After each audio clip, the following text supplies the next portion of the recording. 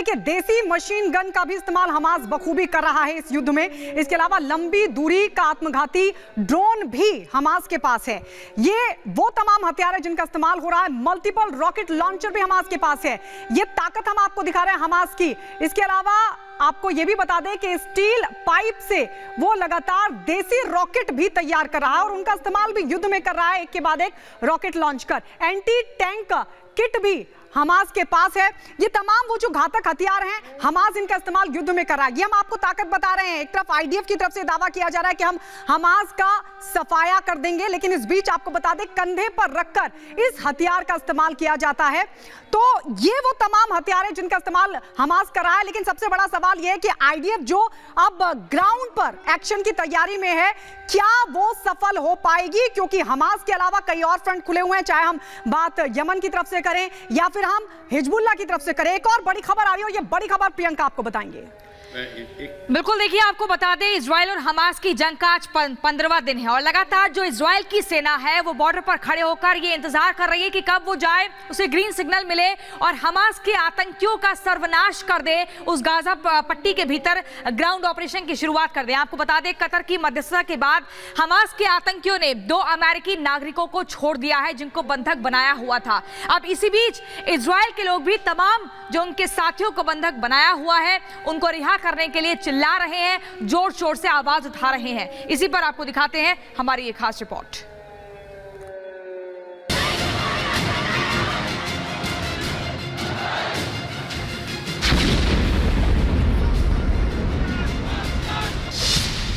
Hamas के चंगुल से अमेरिकी आजाद, इजरायली बंधकों की रिहाई कब? लंबा इंतजार, रिहाई के लिए प्रदर्शन। कभी भी ग्राउंड ऑपरेशन का आगाज। इजराइल में पीड़ित परिवारों का इंतजार लंबा होता जा रहा है। इजराइल के 200 से ज्यादा नागरिक हमास के चंगुल में हैं। 30 से ज्यादा बच्चों को हमास के आतंकियों ने बंदूक की नोक पर किडनैप कर लिया था।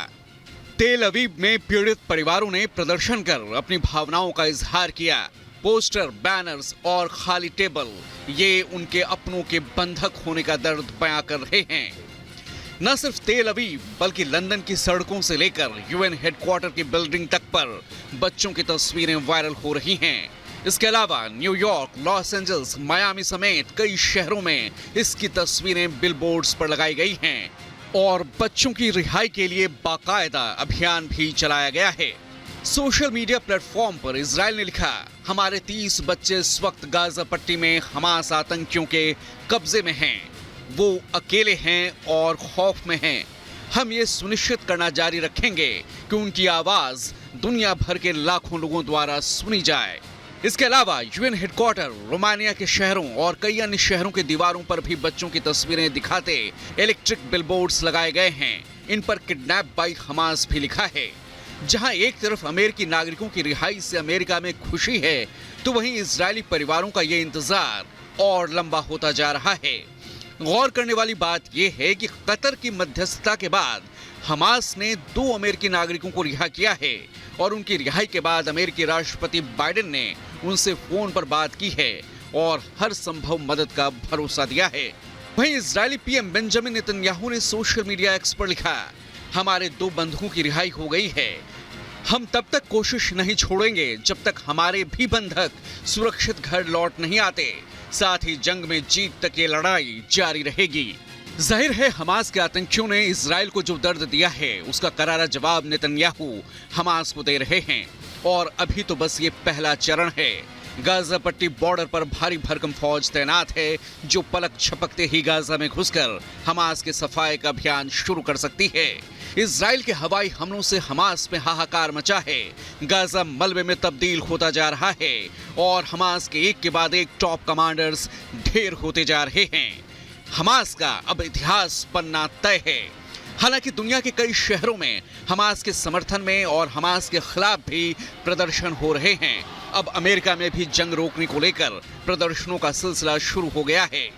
साथ ही जंग में प्रोपेगेंडा वार की भी शुरुआत हो गई है, जहां हमास इजराइल पर एक के बाद एक झूठे आरोप लगा रहा है, जिसका इजराइल सबूतों के साथ जवाब दे रहा है।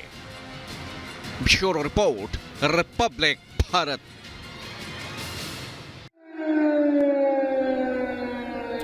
तो युद्ध का 15वां दिन है और युद्ध के 15वें दिन भी लगातार ये जो युद्ध है और भी ज्यादा एक के बाद एक भयंकर रूप लेता जा रहा है। जमीन से लेकर आसमान तक लगातार अटैक किए जा रहे हैं। इजराइल लगातार अटैकिंग मोड में है, तो उधर हमास भी अटैक करता हुआ नजर आ रहा है। विशेष